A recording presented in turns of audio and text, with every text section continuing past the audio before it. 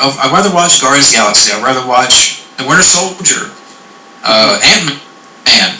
I had more fun with Avengers 1 and 2, which is this film kind of felt like Avengers 3. Yeah, it did. It did. Yeah.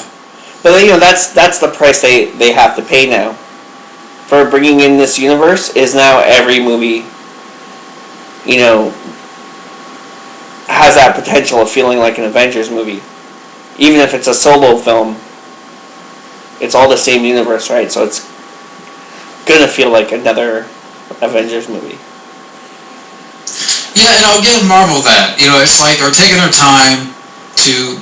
They've built up to this point. You know, they've had Captain America films, they've had Iron Man films, Thor films, Hulk films. You know, kind of building up where it's like with DC. You know, they bull rush Batman vs Superman, and you don't have a solid foundation, and you're just going to keep on building. Now you want to make individual films for Aquaman and Wonder Woman, and they've played their card too late. Yeah. And so yeah, Marvel does better at that, and I'm more of a, especially like movie-wise, yes, I like Marvel films more because yes, there's been shit in there like Thor 2, Ghost Rider 2, Spider-Man 3, Amazing Spider-Man 1 and 2. So I'm not just dismissing the bad films and such. So Marvel has had their bad apples. And DC has had their bad apples.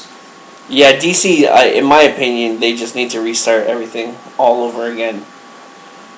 And do it, just, you know, give each property to a different director, and maybe I would say take a gamble at doing 5 movies or maybe 10 movies within 5 years. And just building up a universe. You know, give everyone a different character and go for it, because at this point they can't compete. There is no competition between Marvel and DC. Marvel takes it all the way, so. Yeah, it's like we said before. You know, DC's problem is that they're playing this game of Jenga, where you know it's a teetering type of situation, and Marvel took their time. I mean, it's just.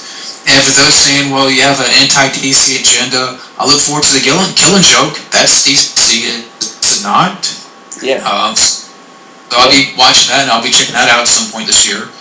And just because DC sucks now doesn't mean it's always going to suck. Like, look, like, you know, if this was 15 years ago, it was, you know, most of the Marvel movies were pretty bad, and the DC movies were on top for like how many years? From like the 70s, 80s, 90s, easily to 2000.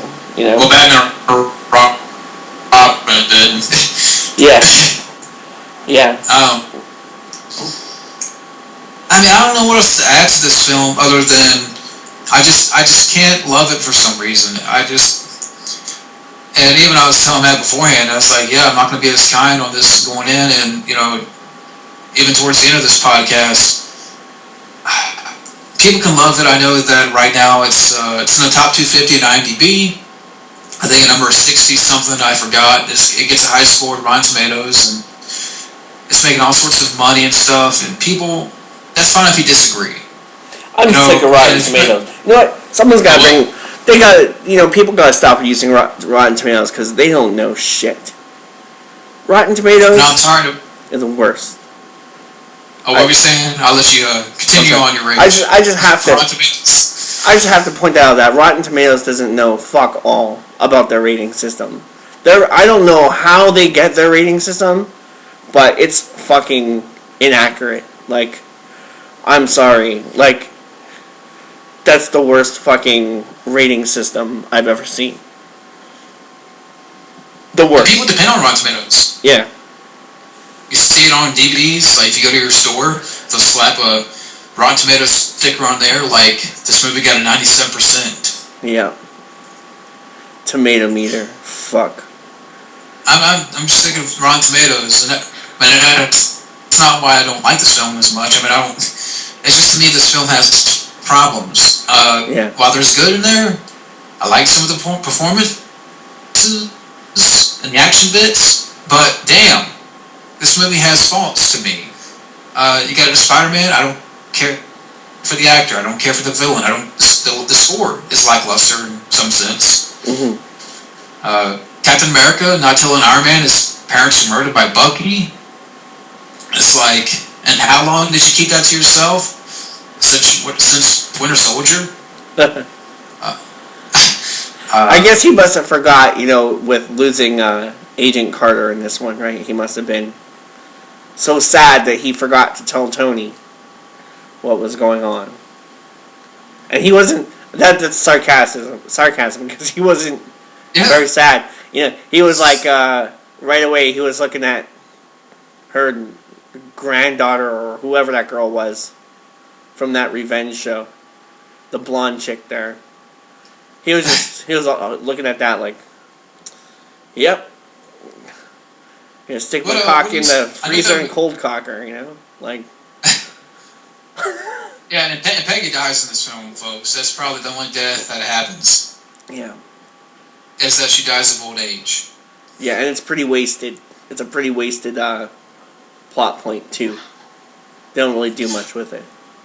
Well, what do you say? I know you kind of mentioned this already, but what do you say to the people out there that call this the Dark Knight of Marvel films?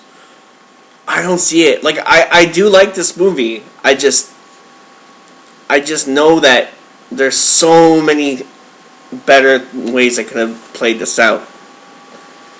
I don't see it being the Dark Knight of comic book movies. I don't think it was that dark. Personally. Like when I think of, if I had to go Dark Knight, I would go Blade.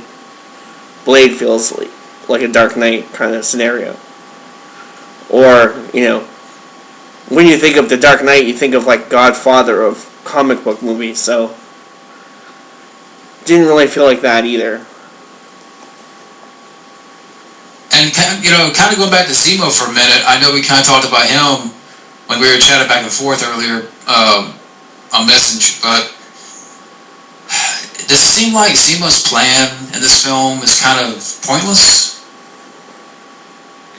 Well, I mean, I know he started the friction between Iron Man and Captain America, but the government was already going to split up the Avengers, and they become a liability. Yeah. He was just like the icing on the cake. He was just like the, and this. Really, when I look at it, I think of more of like the government being the catalyst or the like the opposing force. I don't think of Baron Zemo. Baron Zemo just got one in like a sucker punch. Yeah, that's a good example. It's kind of like you give Captain America and Iron Man a low blow. Which I know people are going to say, well, he set up Bucky. He created more of the rift between the two main characters. So that's deep. It's motivational. It's complex. Mm-hmm. But it just adds to more of why I didn't like this villain, because he's just generic and he's not intimidating. Mm-hmm. I mean, what's so intimidating about this guy is that he has scenes where he's trying to reprogram Bucky and say, remember 1991, and he starts to speak in Russian. Yeah. Or he tries to off himself, and people praise that scene. Yeah. Because we've never seen this before. Yeah. In a Marvel film, that a villain tries to off himself. Mm-hmm. What's this machete, like Steven Seagal? Yeah. Where he kills himself with a sword. Yeah.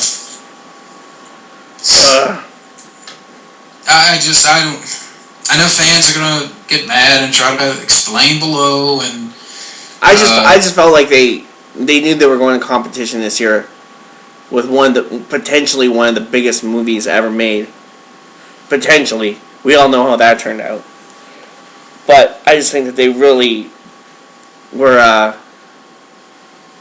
I guess, clamoring just to make it a better film. Maybe they didn't.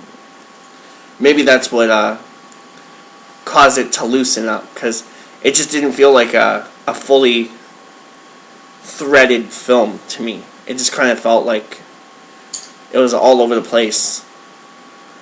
It's like 2 steps forward, 3 steps back. Yeah.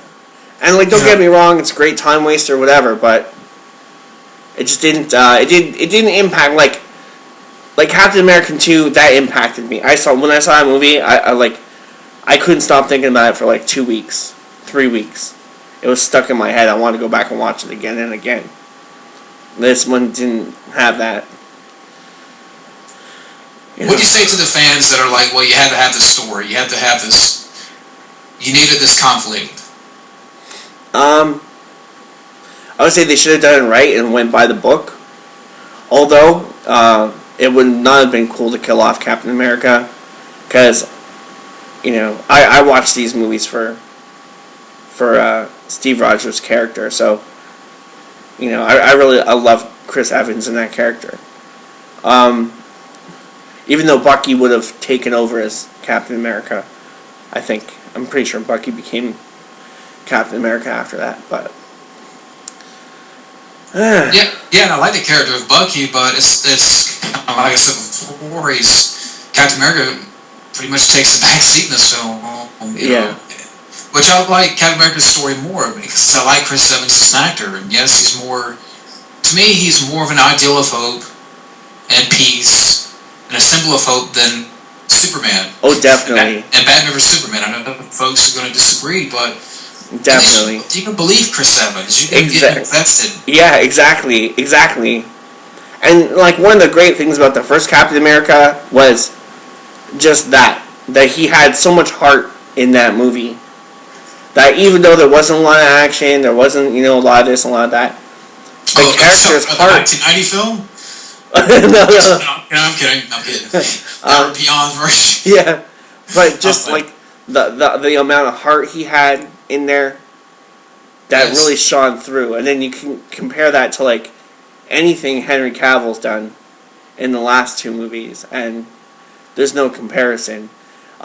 You look at Chris Evans, and you can believe that that's a superhero. And what's better yet, you can get over the stigma of him playing Human Torch a couple of years before that, twice. He played Human Torch twice, but you can totally forgive it. Like 2 or 3 years later with him in Captain America, you can buy it. Henry Cavill, you can't, He makes you want to drink. Yeah, you can't buy him. You can't buy him as Superman. Not in my opinion. He's like, I can't think of Henry Cavill as a superhero. But I would totally believe if both of them showed up at my door tomorrow, I would feel safer going with Chris Evans. Yeah. And you would shoot Henry Cavill for trespassing. Yeah. Get off my lawn. Or he might cry because he's stone face. Yeah. But I know we're going to get shit for that too. I just don't care. Yeah. That's alright. I got enough people tell me I'm batshit crazy. People are always like, I'm too old now, so apparently I don't know what I'm talking about. Yeah, I know what you mean. But what do you? Because I know this is something else we forgot about too to mention about War Machine in the film. For those who are wondering what happened, it's kind of like the ending of the airport scene. War Machine gets shot out of the sky, and his suit disables, and he pretty much falls and hits the ground